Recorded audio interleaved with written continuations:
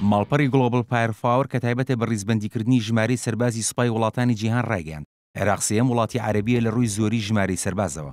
گلۆبال فایرپاور لەو ڕیزبەندیکردنیدا ژمارەی ئەو سەربازانی کردو بە پێوەر کە لە هەر وڵاتێک ئامادەی شەڕکردنن. ماڵپەڕە ئەمریکیەکە ڕوونی کردەوە لە دوای هەرێک لە جەزائیر کە ژمارەی سەربازانی سوپاکەی 512,000 و میسری 468,500 سەربازە، عێراق لە پلەی سێهەمدایە و ژمارەی سەربازانی سوپاکەی بە 271,000 سەرباز دەخەمڵێنرێت.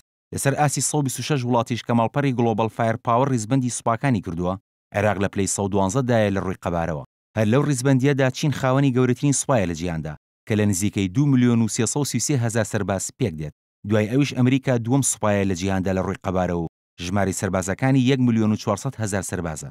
دوای ئەوانش هیندستان و رووسیا و کۆریای باکوور لە پلەی سێهەم و چوارەم و پێنجەمدان.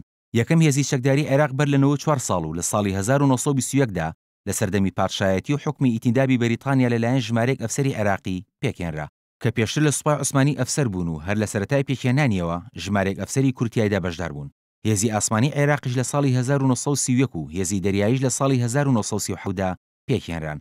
لە ساڵی 1932دا ژمارەی سەربازانی سوپای عێراق نزیکەی 12,000 سەرباز بووە، بەڵام لە ساڵی 1941دا گەیشتە 43,000. لە کۆتایی جەنگی عێراق ئێراندا ژمارەی سەربازانی سوپای عێراق 1 ملیۆنی تێپەڕاند بوو.